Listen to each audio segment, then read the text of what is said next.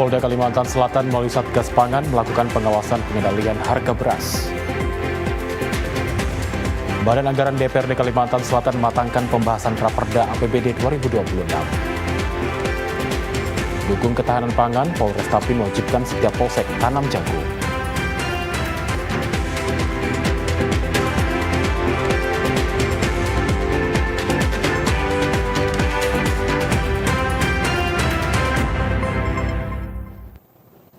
Assalamualaikum warahmatullahi wabarakatuh, selamat sore dan salam damai Bandua.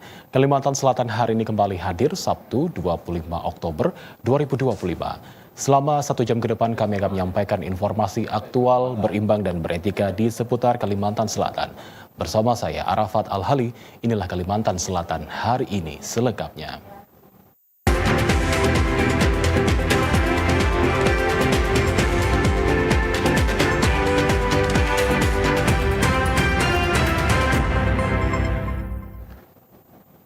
Pemirsa, Kalimantan Selatan hari ini kami awali dengan informasi mengenai masih ditemukannya harga beras yang dijual di atas harga eceran tertinggi.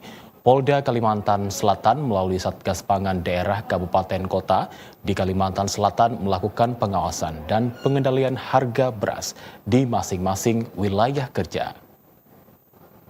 Guna menjaga stabilitas harga beras di tingkat konsumen, Satuan Tugas Pengendalian Harga Beras Provinsi Kalimantan Selatan melaksanakan rapat koordinasi daerah yang dipimpin Direktur Distribusi dan Cadangan Pangan Nasional, Dr. Rahmi Widiryani.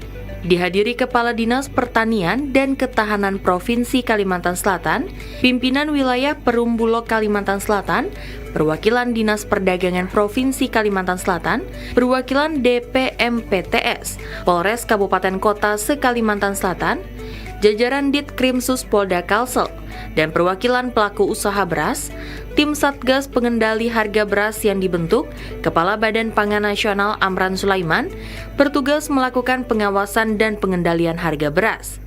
Hal ini untuk menjaga keterjangkauan harga beras di Indonesia. Dikatakan Direktur Distribusi dan Cadangan Pangan Nasional, Dr. Rahmi Widiryani, pentingnya dilakukan sosialisasi dan pembinaan kepada para pedagang, baik grosir maupun eceran, yang menjual beras medium dan premium, untuk mentaati harga eceran tertinggi atau HET, beras yang telah ditetapkan pemerintah. Di samping itu, mensosialisasikan terkait aturan label kemasan. Badan Pangan Nasional juga telah menerbitkan aturan harga eceran tertinggi atau HET, beras yakni Kalimantan Selatan yang masuk zona 2, meliputi Sumatera selain Lampung, dan Sumatera Selatan, NTT dan Kalimantan. Beras premium ditetapkan Rp15.400 kg, beras medium Rp14.000, dan beras SPHP Rp13.500 per kilogram. Badan Anggaran DPRD Provinsi Kalimantan Selatan kembali melanjutkan pembahasan Raperda tentang anggaran pendapatan dan belanja daerah tahun anggaran 2026. Rapat ini merupakan lanjutan dan momentum penting dalam memastikan penyusunan APBD 2026 berjalan sesuai arah kebijakan pembangunan daerah. Rapat dipimpin Ketua DPRD Provinsi Kalimantan Selatan Supian Haka, dihadiri anggota Banggar Pejabat Badan Keuangan Daerah, serta perwakilan organisasi perangkat daerah atau OPD terkait. Rapat lanjutan ini menjadi momentum penting dalam memastikan penyusunan APBD 2026 berjalan sesuai arah kebijakan pembangunan daerah, yang berfokus pada pembahasan mendalam prioritas anggaran, alokasi belanja, serta strategi peningkatan pendapatan daerah. Pembahasan juga menyoroti potensi pendapatan daerah yang bersumber dari pajak daerah, retribusi, serta pendapatan asli daerah atau PAD lainnya. Selain itu, Banggar menelaah alokasi anggaran untuk sektor-sektor prioritas seperti pendidikan, kesehatan, infrastruktur, dan program penanggulangan kemiskinan. Ketua DPRD Kalimantan Selatan Supian Haka menegaskan, kebijakan anggaran harus berpihak kepada kepentingan publik dan berorientasi pada hasil nyata. Semua dinas tadi kan 19 terkait KPD sudah sejalan sependapat. Yang pertama untuk meningkatkan PID semaksimal mungkin. Yang kedua tahap sepakat. Yang ketiga tahap tujuan. Yang ketiga bagaimana cara menghemat konsumsinya. Yang keempat tadi usulan kami juga kami bisa berkolaborasi dengan pihak terkait khususnya dinas-dinas bekerja sama kalau pula ke kementerian itu harus kepala dinasnya yang mendampingi. Melalui pembahasan ini, Banggar DPRD Kalimantan Selatan menegaskan komitmennya bersama pemerintah provinsi untuk mewujudkan APBD 2026 yang transparan, akuntabel, dan berpihak pada rakyat. Langkah ini diharapkan mampu memperkuat fondasi pembangunan berkelanjutan di Kalimantan Selatan, serta menjawab tantangan fiskal di tahun mendatang. Mendukung program ketahanan pangan nasional, Polres Tapin wajibkan setiap polsek di Tapin tanam jagung seluas 3 hektar. Hasil produksi jagung ini nantinya akan diserap langsung oleh Bulog Cabang Barabai, Kabupaten Hulu Sungai Tengah. Setelah sukses dalam menanam pakan jagung di beberapa titik yang ada di Kabupaten Tapin pada awal tahun 2025 lalu, untuk semester kedua tahun 2025, Polres Tapin wajibkan setiap polsek menanam jagung di lahan seluas 3 hektar. Sehingga keseluruhan lahan jagung yang dikelola oleh anggota kepolisian di Tapin seluas 36 hektar dari polsek dan 2 hektar oleh Polres Tapin. Untuk produksi jagung nantinya akan diserap langsung oleh Bulog Cabang Barabai. Kapolres Tapin AKBP Weldy Rozika mengatakan, lahan yang ditanami jagung kebanyakan lahan-lahan yang menganggur di sekitar lingkungan dekat polsek yang dapat dimanfaatkan anggota kepolisian untuk menanam jagung. Untuk bagaimana memaksimalkan penanaman jagung tersebut ditambah dengan teman-teman petani.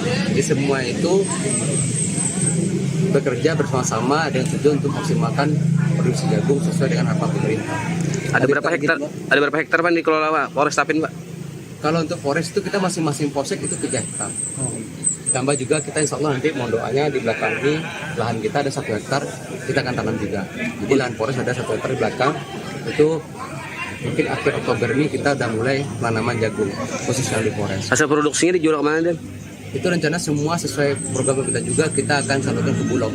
Dan kita juga menghimbau kepada petani yang menanam jagung, bahkan masyarakat yang secara pribadi menanam, itu bisa dijual ke Bulog. Dari hasil penanaman yang ada, Polres Tapin dapat terus berkontribusi dalam program ketahanan pangan nasional. Informasi lainnya akan kami hadirkan usai jeda. Tetaplah bersama kami di Kalimantan Selatan hari ini.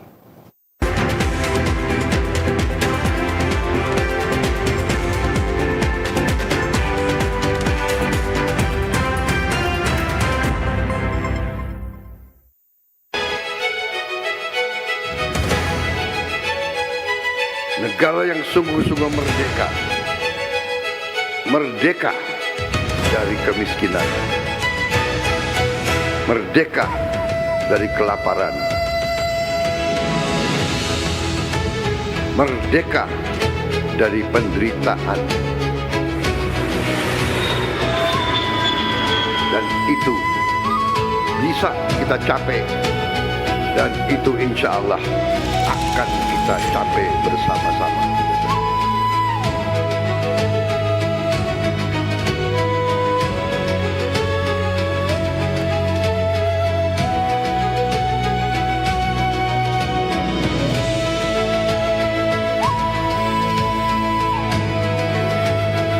Saya berpikir, bekerja, mengambil keputusan hanya untuk kepentingan rakyat saya.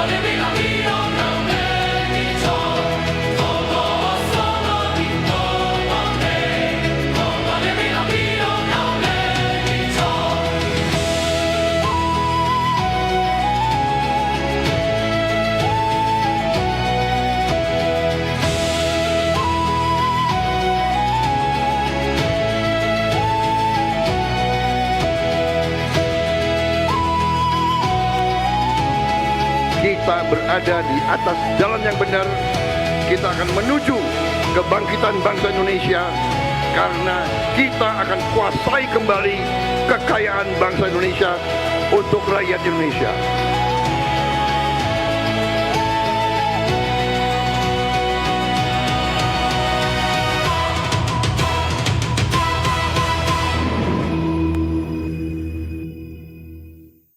Kalimantan Selatan, tanah yang kaya akan keindahan dan keanekaragaman hayati, termasuk primata endemik yang hampir punah.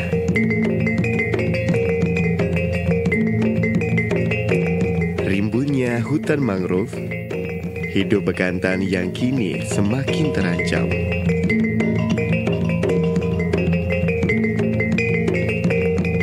Primata dengan hidung panjang dan rambut berwarna coklat kemerahan adalah bagian dari warisan alam kita. Bekantan adalah primata endemik Kalimantan yang status konservasinya saat ini terancam punah. Keberadaannya di alam sebagai penanda spesies kunci yang menjaga keseimbangan sebuah ekosistem karena perannya sebagai agen biodiversitas dan agen regenerator hutan. Melestarikan bekantan melalui pemulihan habitatnya, stop perburuan liar. Mari membangun mata rantai kepedulian bersama dengan memuliakan alam. Selamatkan bekantan, selamatkan peradaban manusia.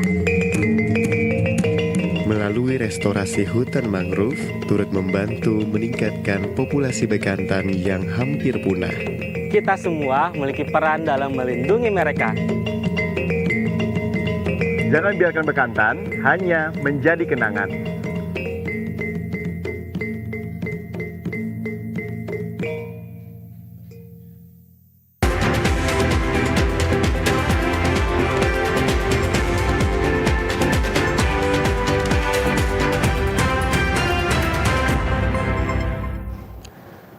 Dalam upaya meningkatkan kualitas dan pemerataan pelayanan kesehatan di Provinsi Kalimantan Selatan, Pansus 4 DPRD Kalimantan Selatan melaksanakan fokus group discussion penyusunan raperda tentang penyelenggaraan kesehatan bersama Kementerian Kesehatan Republik Indonesia dan Dinas Kesehatan Provinsi Kalimantan Selatan.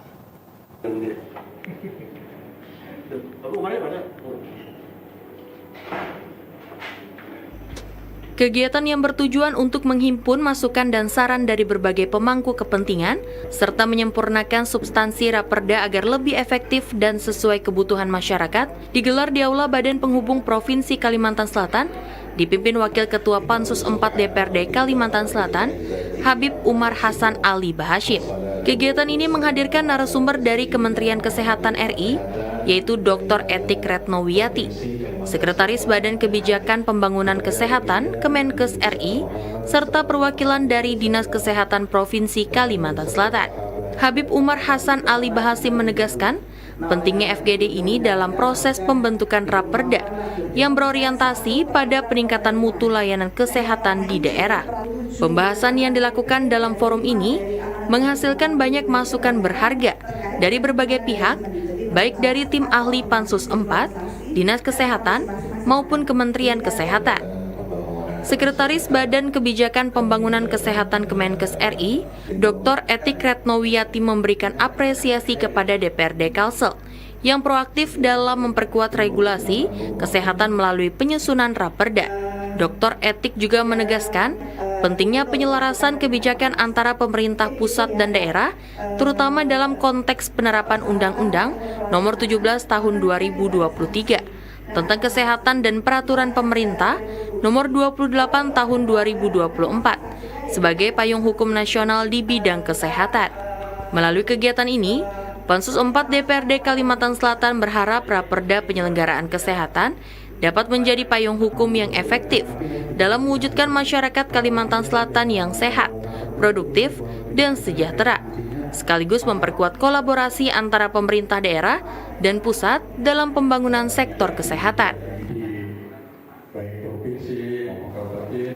Mematangkan penyusunan raperda tentang penyelenggaraan perdagangan yang bertujuan memperkuat tata kelola perdagangan daerah, menjamin stabilitas distribusi barang pokok, serta meningkatkan daya saing produk lokal Kalimantan Selatan Pansus 2 DPRD Provinsi Kalimantan Selatan melakukan studi komparasi ke Dinas Perindustrian dan Perdagangan Provinsi Jawa Barat. Langkah ini menjadi bagian dari upaya untuk menghadirkan regulasi perdagangan yang lebih komprehensif, adaptif, dan mampu menjawab tantangan pasar modern. Untuk itu, Pansus 2 DPRD Provinsi Kalimantan Selatan melakukan studi komparasi ke Dinas Perindustrian dan Perdagangan Provinsi Jawa Barat. Wakil Ketua Pansus 2, Umar Sadik SE, menyampaikan kunjungan ini menjadi langkah strategis untuk menyerap preferensi kebijakan yang telah diterapkan di Jawa Barat. Menurutnya, Provinsi Jawa Barat dipilih karena memiliki regulasi perdagangan yang dinilai paling mendekati konsep Raperda yang akan diterapkan di Kalimantan Selatan. Jen, sebelumnya melaporkan terkait dengan kegiatan hari ini, alhamdulillah kita bisa menuju ke Dinas Perindustrian Perdagangan di Provinsi Jawa Barat. Nah, jadi hari ini kita yang pasti terkait dengan Raperda yang ingin dibuat di Kalimantan Selatan, juga kita telah melakukan beberapa survei juga, dan yang mendekati Raperda yang akan kita buat itu Jawa Barat. Ya, alhamdulillah. Jadi banyak masukan-masukan, juga diskusi yang lumayan panjang terkait dengan Raperda yang akan kita buat. Sekali lagi mungkin kenapa Jabar yang kita tunjuk, kita mengunjungi Jawa Barat itu karena memang Raperda yang ideal yang kita akan terapkan di Kalimantan Selatan, yang semoga terlahirnya Raperda itu dapat maksimal di Provinsi Kalimantan Selatan. Mungkin itu saja. Sementara itu, Kepala Bidang Perdagangan Dalam Negeri Disperindak Jawa Barat R. Firman Nur Tafiana menyambut baik kunjungan tersebut. Ia menyebut hubungan perdagangan antara kedua daerah sudah terjalin dan pertemuan ini menjadi momentum untuk memperkuat sinergi. Dalam diskusi tersebut, beberapa poin strategis turut dibahas, di antaranya mekanisme pengendalian bahan pokok, optimalisasi sarana dan prasarana pergudangan, pola operasi pasar yang terintegrasi, hingga strategi peningkatan ekspor daerah. Pemerintah Kabupaten Hulu Sungai Tengah fasilitasi pelatihan kerja bidang bordir, pembuatan sasirangan dan pangkas rambut. Pelatihan yang diikuti 60 peserta ini dibuka Bupati Hulu Sungai Tengah, Samsul Rizal.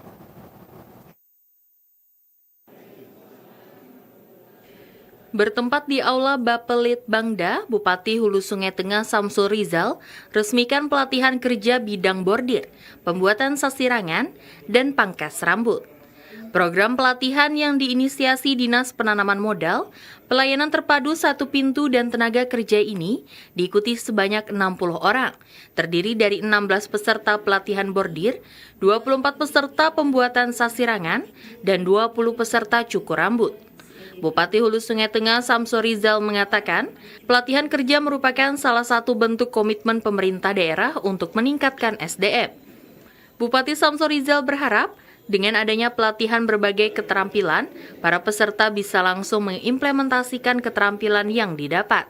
Kegiatan pelatihan ini merupakan salah satu bentuk nyata dari upaya pemerintah dalam membuka peluang kerja dan menciptakan kewirausahaan baru yang kreatif dan produktif di Kabupaten Hulu Sungai Tengah. Pelatihan kerja merupakan salah satu upaya penting dalam meningkatkan kualitas sumber daya manusia di daerah kita dalam dunia yang terus berkembang dan kompetitif seperti sekarang. Keterampilan dan pengetahuan yang baik menjadi kunci utama dalam mencapai kesuksesan.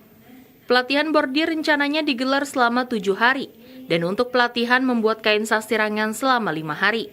Sementara pelatihan pangkas rambut digelar selama 8 hari, agenda ini turut dihadiri Ketua Dekranasda Hulu Sungai Tengah Deni Era Yulianti. Ahmad Rizky, kontributor TVRI Kalimantan Selatan. Musabaqah Tilawatil Quran ke-51 tingkat Kabupaten Hulu Sungai Selatan tinggal menghitung hari. Berbagai persiapan telah dimatangkan Panitia Umum MTQ yang dipusatkan di Kecamatan Kandangan selaku tuan rumah. Tahun 2025 ini, Kecamatan Kandangan menjadi tuan rumah pelaksanaan MTQ Nasional ke-51 tingkat Kabupaten Hulu Sungai Selatan. Kegiatan akan berlangsung sejak 26 hingga 29 Oktober yang mengambil tempat di pusat kota atau depan gedung MTQ Kandangan. Pembukaan akan berlangsung Minggu malam 26 Oktober 2025. Hingga saat ini, pihak panitia dari kantor Kecamatan Kandangan dibantu para perangkat desa telah melakukan berbagai persiapan, seperti merampungkan panggung utama dengan berbagai hiasan, pemasangan banner, tenda untuk undangan, serta posko kesehatan di sekitaran panggung.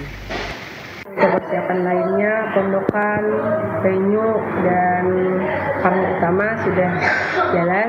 Kalau panggung utama mungkin dimaksimalkan hari Sabtu sudah bisa kelihatan lah. Ini kan sudah 60% lah sudah lebih. Kemudian untuk panitia kita sudah alhamdulillah koordinasinya dengan kabupaten juga terkait dengan Kemenak yang instansi yang memang ada keterkaitan dengan kegiatan MTQ ekstra. Jadi kalau kami di sini otomatis kelurahan dan desa. Selain panggung utama dan sarana penunjang sekitar tempat kegiatan, untuk pemondokan kafilah juga sudah siap yang tidak jauh dari kota Kandangan, seperti di Jalan Singakarsa, Jalan Alu Idut, Kandangan Hulu, dan Muara Banta. Pada hari ini juga dilaksanakan pelantikan Dewan Hakim serta pawai ta'aruf. Iwan Sanusi, TVRI, Kalimantan Selatan. Kalimantan Selatan hari ini akan kami lanjutkan usai jeda, tetaplah bersama kami.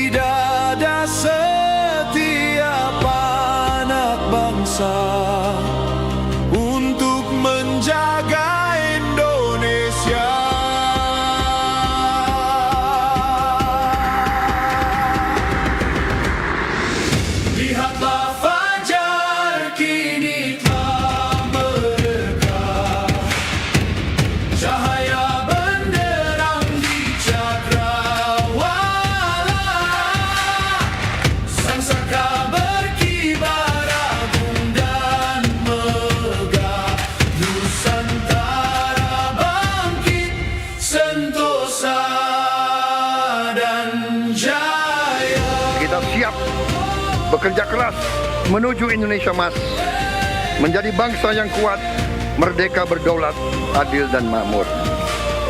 Kita tidak mau mengganggu siapapun, kita tidak mau mengganggu bangsa lain, tapi kita juga tidak akan mengizinkan bangsa manapun untuk mengganggu kita.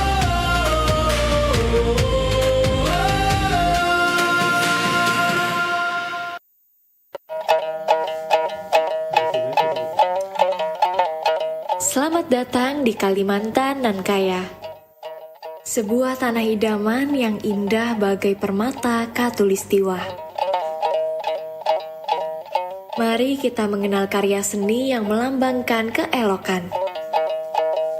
Beberapa batu yang ada sedikit sugestinya, pertama itu berlian untuk kesucian. Yang kedua itu batu akik untuk kesehatan. Yang ketiga jamrud kebijaksanaan. Yang empat batu safir itu kemakmuran. Rubi merah delima untuk keagungan. Perhiasan yang tidak hanya memperindah penampilan, namun ia juga menghubungkan kita dengan akar budaya. Setiap sentuhan detail mencerminkan warisan dan tradisi kita. Hasil batu permata Martapura mempunyai ciri khas dan identitas tersendiri, hasil tambang dari tanah Borneo, sehingga sangat dicintai oleh para turis domestik maupun mancanegara.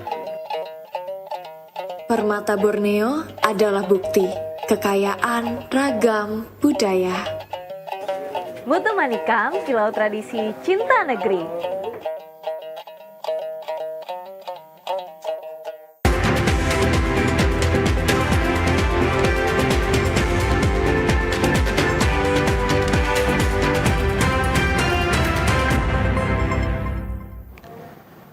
Terima kasih Anda masih bersama kami di Kalimantan Selatan hari ini.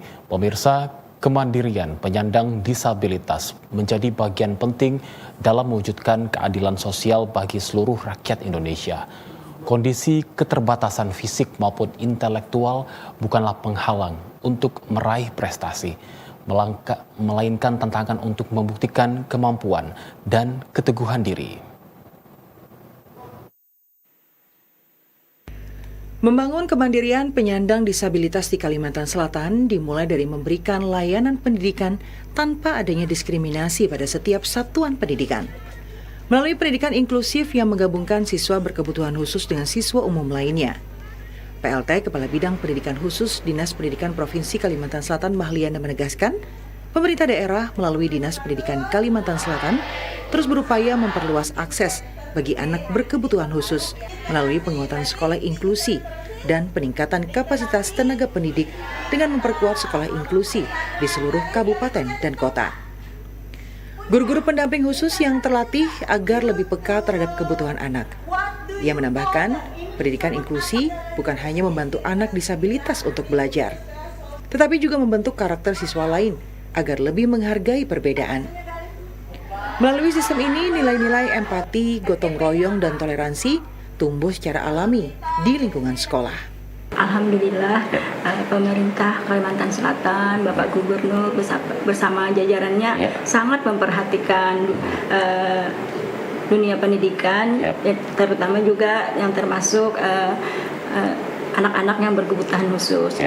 Salah satunya dengan memberikan bantuan-bantuan, dengan peralatan sekolah juga diberikan, sama seperti SMA, SMK normal. Kemudian juga sekarang karena SLB ini ada 26, kita jadikan sekolah-sekolah SMA dan SMA pun sekarang ini diwajibkanlah menerima anak-anak yang berkebutuhan khusus yang di asesmen yang dapat difasilitasi oleh SMA, SMK. Kalau memang anaknya memang nggak bisa difasilitasi di sana, akan diserahkan ke SLB. Salah satu sekolah yang menerapkan pendidikan inklusif di Kalimantan Selatan adalah SMAN 4 Banjarbaru. Kepala SMA Negeri 4 Banjarbaru, Sumini, mengatakan, pendidikan inklusif bagi anak berkebutuhan khusus diterapkan di SMA Negeri 4 sejak tahun 2006. Pihak sekolah telah memberikan pelayanan pendidikan yang merata bagi semua siswanya. Melayani siswa berkebutuhan khusus secara inklusif ini dengan menggabungkan siswa ABK dengan siswa lainnya dengan pendamping guru khusus, sehingga dapat menciptakan suasana sosial yang damai tanpa perbedaan. Namun tetap memberikan pendidikan akademik yang layak bagi semua anak dan mendidik anak dengan penuh nilai-nilai kemanusiaan secara mandiri. 5 orang, yaitu ada di kelas 11 ada 4 orang, di kelas 10 ada 1 orang. Untuk pelayanan ya kita mewadahi anak-anak tersebut untuk bisa bergaul dan belajar dengan anak-anak normal lainnya. Tapi dalam segi skill mungkin untuk anak-anak kurang dapat ya kalau untuk di pendidikan umum ini gitu. Karena kita juga namanya juga pendidikan umum, kita juga mengutamakan pendidikan umumnya. Jadi untuk ABK-nya itu sendiri ya mungkin dari segi sosialnya supaya mereka diperlakukan sama dengan anak-anak normal. Tapi terkadang orang tua menginginkan anaknya itu sekolah di umum Jadi kita mewadahi, tapi terbatas dengan kemampuan sekolah kita. Hanya aja yang kita terima ya anak-anak tertentu yang masih memungkinkan untuk belajar dan bersosial di SMA Negeri. Disabilitas bukan soal rasa kasihan, tapi ketika mereka diberi ruang dan kepercayaan untuk menunjukkan kemampuan. Pada dasarnya mereka mampu mandiri, berprestasi, bahkan menjadi inspirasi bagi masyarakat luas. Ruang berprestasi salah satunya terbuka dalam organisasi Soina, Special Olympic Indonesia. Berbagai kegiatan pemberdayaan dilakukan secara berkelanjutan, di antaranya pelatihan keterampilan hidup, pengembangan minat dan bakat, hingga pembinaan olahraga bagi penyandang disabilitas intelektual. Tujuannya adalah menumbuhkan kepercayaan diri, mengasah kemampuan sosial, dan membuka peluang bagi mereka untuk hidup lebih mandiri. Anak-anak disabilitas sebetulnya adalah anak-anak yang mempunyai kemampuan khusus, kemampuan istimewa. Sepanjang mereka mendapatkan kesempatan, mendapatkan pembinaan, mereka akan bisa mengembangkan potensi yang masih dimilikinya, sehingga dia akan mandiri, yang akhirnya nanti dia akan terjun di masyarakat dengan baik, tidak kalah dengan orang-orang normal lainnya sepanjang mereka mendapatkan pembinaan yang dimulai dari keluarganya. Bahkan anak-anak Kalimantan Selatan itu, disabilitas Kalimantan Selatan itu berkesempatan mengukir prestasi sampai tingkat internasional, terutama di bidang olahraga, khususnya atlet Special Olympic Indonesia. Kemandirian disabilitas bukan hanya bentuk keberhasilan individu, tetapi juga cerminan dari tingkat kemajuan moral dan sosial suatu daerah. Semakin luas akses yang dibuka, semakin tinggi pula penghargaan terhadap nilai-nilai kemanusiaan yang sejati. Inklusi adalah ukuran keadilan sosial. Semakin inklusif masyarakat, semakin kuat pula pondasi kemanusiaan yang terbangun. Pusat Kegiatan Belajar Masyarakat Latiful Khabir di Kabupaten Tapin memberikan pelatihan membuat wajik jahe. Pelatihan ini tak sekedar memberikan pengalaman, namun juga keterampilan usaha yang diperuntukkan bagi warga binaan.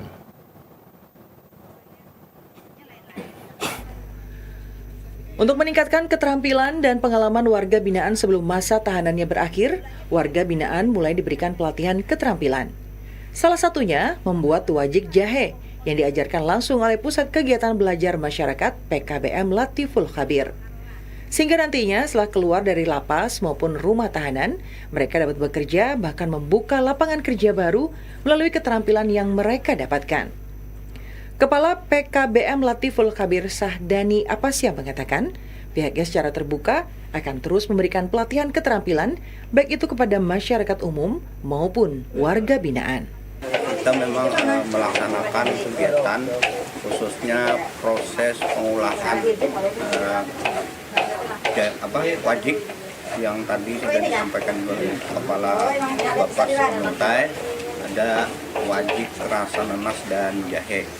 Dalam upaya PKBM Latiful Khabir untuk ikut serta memanfaatkan program pemerintah khususnya lewat Balai Pemasyarakatan dan pembinaan klien kami yang ada di sini, dan harapannya ini terus bisa ditingkatkan, dilanjutkan sehingga betul-betul mereka nanti setelah selesai mengikuti proses pembinaan ini selama berada di PKBM, itu diharapkan bisa lebih mandiri. Salah satu peserta pelatihan, Reni Herlena, mengaku sangat senang adanya pelatihan membuat wajik ini yang dapat memberikannya keterampilan untuk penghasilan tambahan. Untuk meningkatkan keterampilan kami di masa integrasi ini. Harapan pian Bang Harapan saya ke depannya, harapan saya untuk bisa lebih meningkatkan keterampilan dan kesejahteraan. Program-program pelatihan akan beragam keterampilan seperti ini diharapkan semakin luas digelar sebagai bekal dan potensi untuk membuka usaha menambah penghasilan keluarga. Pemirsa, berikut perakiraan cuaca esok hari Minggu 26 Oktober 2025. Informasinya akan disampaikan perakirawan Uli Mahanani dari Stasiun Meteorologi Syamsuddinur, Banjarmasin.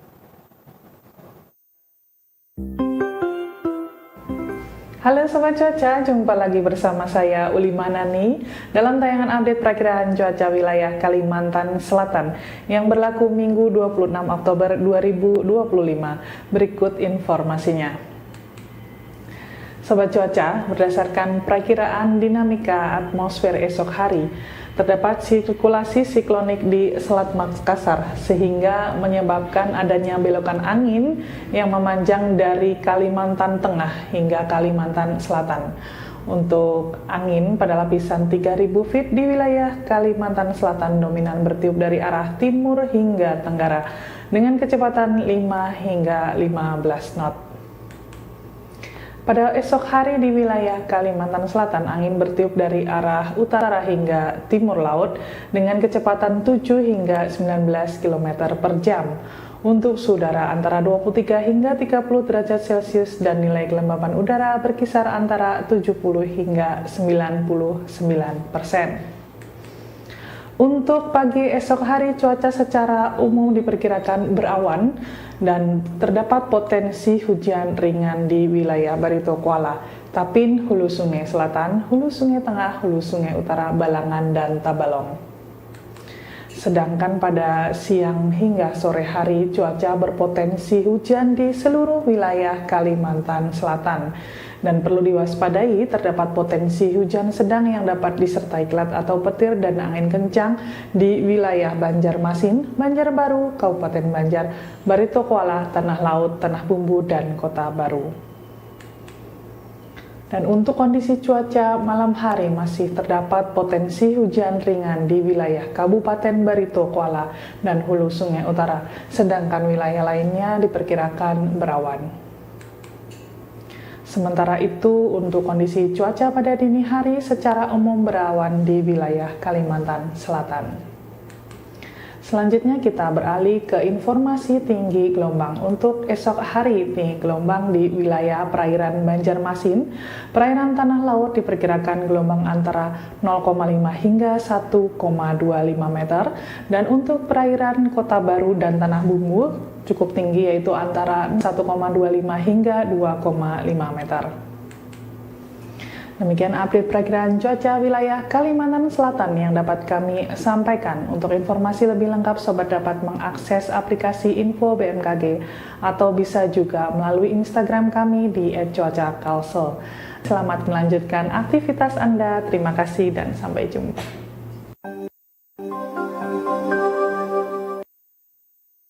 Informasi lainnya akan kami hadirkan usai jeda. Tetaplah bersama kami di Kalimantan Selatan hari ini.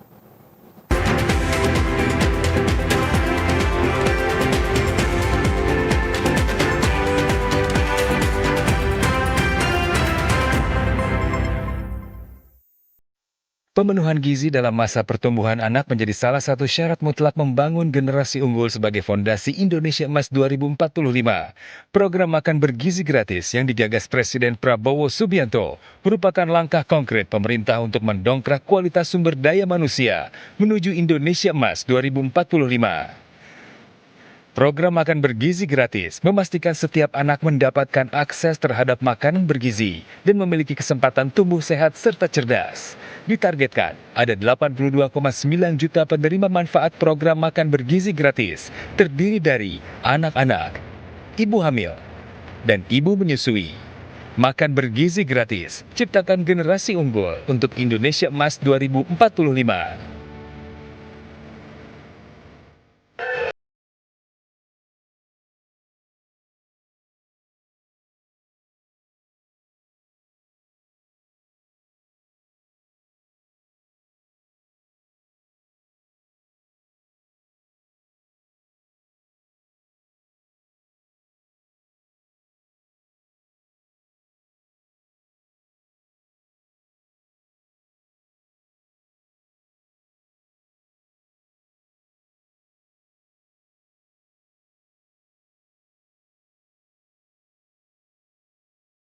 Hayati yang makmur.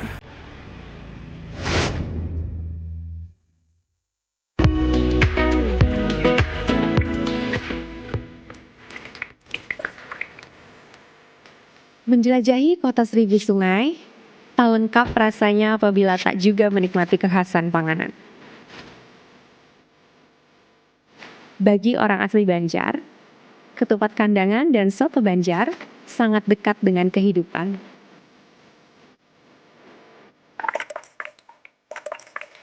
Soto Banjar punya ciri sendiri. Kuahnya yang keruh akan susu membuatnya berbeda dari soto daerah lainnya.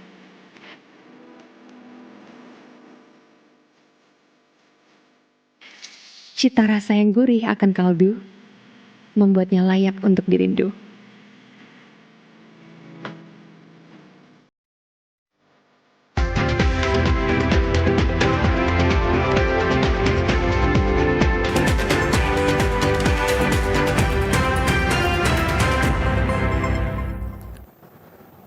Pemirsa, di tengah hiruk-pikuk aktivitas Pasar 5 Banjarmasin, terdapat kelompok warga yang menggantungkan hidupnya bertahun-tahun di balik karung bawang. Jasa pembersihan dan pemilahan bawang bagi mereka adalah cuan penyambung harapan. Dan berikut liputannya untuk Anda.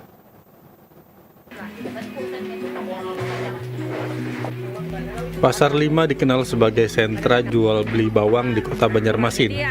Beragam aktivitas sejak puluhan tahun lalu dipusatkan di sini. Akan tetapi tak sekedar jual beli dan pengangkutan bawang semata, di ujung belakang pasar misalnya, terlihat kelompok perempuan tengah sibuk membersihkan puluhan karung bawang merah. Bawang-bawang yang masih dalam keadaan tersambung dengan akar dan tanah yang baru datang dari pemasok. Dengan gesit dan cekatan, kaum hawa ini menggunting bawang-bawang dari akarnya, sembari berbincang dengan obrolan canda tawa hingga tak terasa puluhan kilogram bawang dibersihkan. Mama Diyah dan Hasna diantaranya bekerja sebagai pembersih bawang di Pasar 5 ini puluhan tahun mereka lakoni. Hasil harian yang didapatkan cukup lumayan untuk menyambung hidup sehari-hari. Untuk jadi pembersih pemisah bawang ini udah lama Kak Bu? Udah sekitar hampir 20 tahun di sini. 20 tahun lah. Okay. Mulai upah Rp500 sampai upah Rp800 per kilo. Per kilonya ulah. Kalau dalam sehari itu biasanya dapat berapa? Kadang-kadang kalau itu kadang-kadang sekitar 50, 60, ya paling banyak 80-an lah. Seharinya 80.000. 80.000. Tapi jarang juga dapat segitu. Ya minimal 60 lah. Lawas Kak yang sudah jadi pembersih bawang nih? 10 tahun lah. 10 tahun lah? Kenapa Pian masih bertahan untuk jadi pengupas bawang aja? Nak makan. Oh, nak mencukupi kebutuhan lah. Laki gede lagi.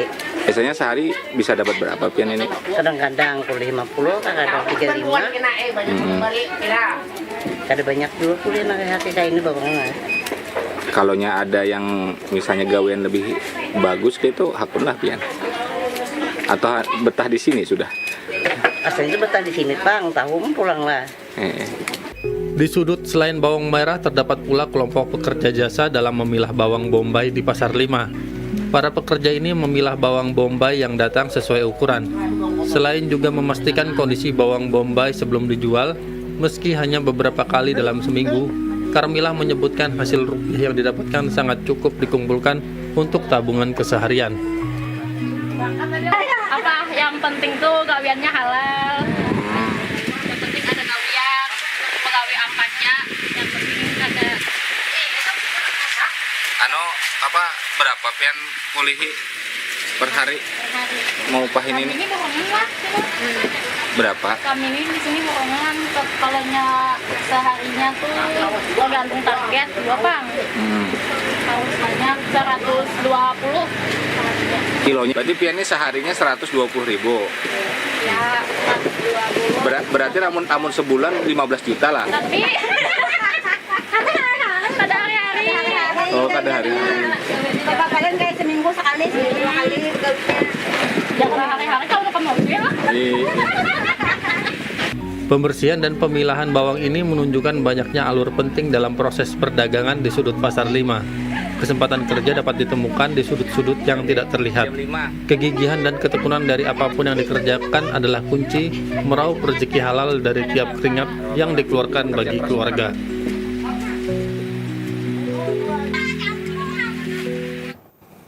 Menikmati sajian dan membeli nasi Padang di rumah makan Padang sudah biasa. Namun bagaimana pemirsa jika kita menikmati dan membeli nasi Padang yang ditawarkan dengan model gerobakan? Berikut liputannya untuk Anda.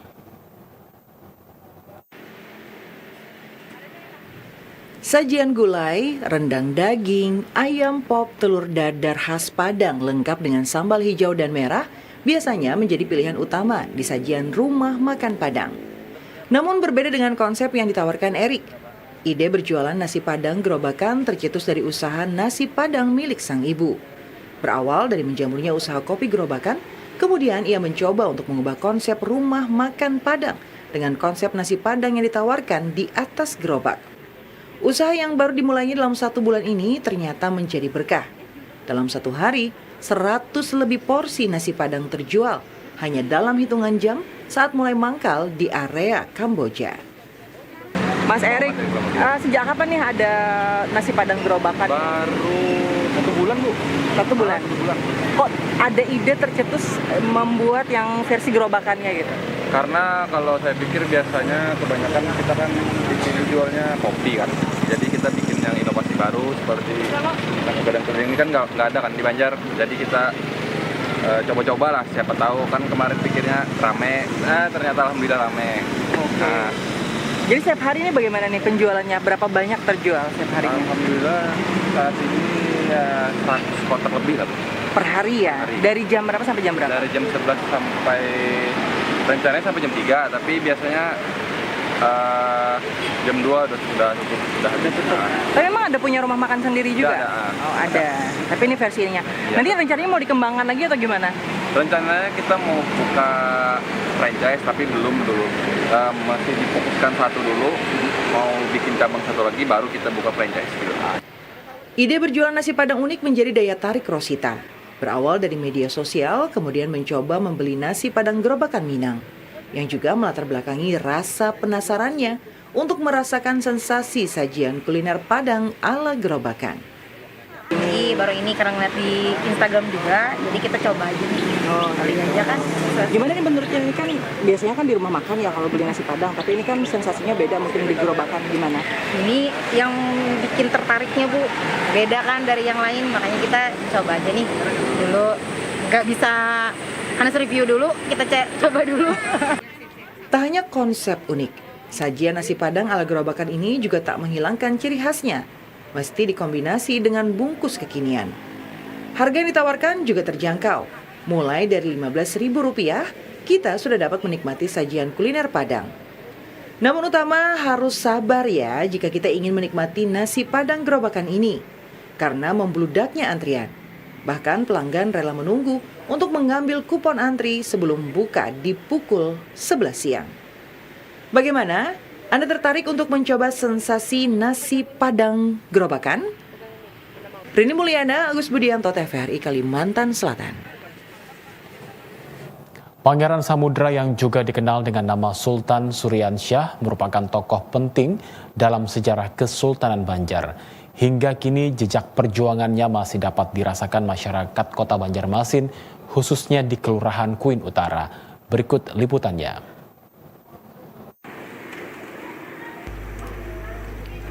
Jika berbicara tentang sejarah Kota Banjarmasin, sosok Pangeran Samudra atau Sultan Suryansyah adalah tokoh yang tidak dapat dilupakan. Ia merupakan pendiri Kesultanan Banjar pada tahun 1526 Masehi, yang kemudian berkembang menjadi asal mula Kota Banjarmasin. Tak heran nama dan kisahnya diabadikan di penjuru Kota Banjarmasin, khususnya di kawasan wisata Kampung Kuin Utara, tempat masjid dan makamnya berada. Berhadapan langsung dengan Sungai Kuin, Masjid Sultan Suryansyah yang dibangun pada abad 16 masih berdiri kokoh hingga saat ini. Meski sudah beberapa kali dilakukan pemugaran dan renovasi, unsur budaya lokal tetap dipertahankan dalam arsitektur bangunan masjid.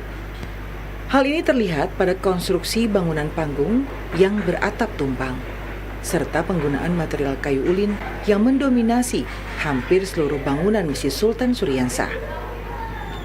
Ratusan tahun berlalu, Masjid Sultan Suryansyah masih menjadi salah satu masjid favorit berbagai kalangan. mulai dari anak-anak, remaja, dewasa, hingga lanjut usia. Tidak dapat dipungkiri, menjaga suasana masjid bersejarah agar tetap hidup adalah kolaborasi jangka panjang berbagai pihak, baik dari internal pengurus masjid maupun masyarakat umum. Pertama, kita ada pencerahan, ceramah ba'da maghrib. Nah, itu ramai sekali masyarakat berkunjung. Itu di internal, eksternal ada juga dari instansi pemerintah, baik dari kabupaten di luar Banjarmasin atau di luar Kalimantan Selatan, yang dari Kalteng, yang dari Kaltim, bahkan dari mancanegara, yang Malaysia, di Brunei, akan turis-turis juga menyaksikan secara langsung situs sejarah yang mewakili masa lalu pada waktu itu. Berjarak 400 meter pada jalan yang sama terdapat kompleks makam Sultan Suryansah. Pada kompleks pemakaman ini turut bersemayam tokoh-tokoh penting lainnya dalam sejarah Kesultanan Banjar, seperti Patih Kuin, Patih Masih, Sultan Rahmatullah, dan Sultan Hidayatullah. Kompleks makam ini merupakan objek ziarah yang ramai dikunjungi masyarakat dari berbagai wilayah. Tidak hanya dari dalam negeri, melainkan juga turis mancanegara seperti Malaysia, Jepang, Belanda, bahkan hingga benua Afrika. Tujuannya pun bermacam-macam. Ada yang sekedar ingin menyaksikan situs makam bersejarah Kesultanan Banjar, hingga berziarah dengan maksud ingin mewujudkan hajat pribadi. Kalau mau niat untuk hajat, misalnya untuk membersihkan diri, mereka misalnya tergantung mereka, ada yang hendak mau mau lulus untuk tes apakah atau dari intinya kabul hajat mereka lah gitu ya. Mudah-mudahan mereka gitunya kayak jadi orang pemimpin kayak ini dua, kayak seperti raja lah gitu nah. Masjid dan kompleks pemakaman yang telah dirawat dengan apik selama ratusan tahun ini adalah wujud penghormatan masyarakat Banjar atas perjuangan Sultan Suryansah. Maka dari itu dibutuhkan komitmen bersama untuk terus menjaga situs religi bersejarah ini, agar jejak perjuangan Sultan Suryansah tidak hanya sekedar cerita, melainkan juga dapat dirasakan, disaksikan, dan apa yang ditinggalkan dapat ditauladani serta dijunjung tinggi generasi mendatang. Memiliki rasa yang khas dengan paduan rasa asam, gurih, dan asin menjadikan keripik mandai banyak disukai. Tak sekedar menjadi masakan, kini mandai juga diolah menjadi cemilan dengan olahan keripik mandai.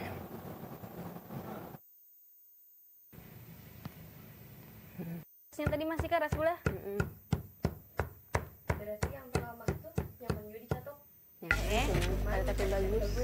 Di Kalimantan Selatan, daging kulit dari cempedak dan nangka biasanya disebut dengan mandai. Biasanya mandai merupakan hasil fermentasi ini sering digoreng maupun dioseng dengan campuran bahan lainnya yang menjadi sajian lezat saat makan. Dengan ciri khas rasa dari mandai, khususnya mandai dari buah cempedak yang memiliki rasa unik, seperti asam, asin, gurih, dan sedikit manis. Berawal dari inilah, pembuat keripik mandai asal Kabupaten Tapin Jubaidah mencoba mengolah mandai cempedak menjadi keripik yang memiliki nilai ekonomis tinggi. Proses pembuatannya terbilang cukup mudah. Daging kulit cempedak dibersihkan dan dipotong sesuai ukuran, kemudian dicampur dengan tepung untuk digoreng dan juga melewati proses pengeringan sebelum dikemas. Meski diminati dan permintaan semakin bertambah, Jubaidah mengaku masih terkendala permodalan untuk mengembangkan usahanya. Sambil jualan online, tapi berhubung kawanan juga ada yang tahu mandai, keripik mandai, banyak nanya, kan mau mandai lagi kah? Gitu. Akhirnya produksi lagi. Kalau di rantau itu naruh di Umba sama Sarmili, sama jualan online juga ada reseller ulun kayak itu nah. Karena misalnya buahnya minta ready kan hari ini gitu. kayak esok kan rencana meredikan, makanya ambil produksi gitu. Tak hanya terkendala dalam sisi permodalan, pola pemasaran bagi Jubaida dengan produk olahan Mandai ini juga menjadi tantangan baginya. Meski demikian, semangat mengangkat sajian khas dalam olahan keripik Mandai tak melunturkan semangat Jubaida untuk mengenalkan olahan ini ke dunia usaha.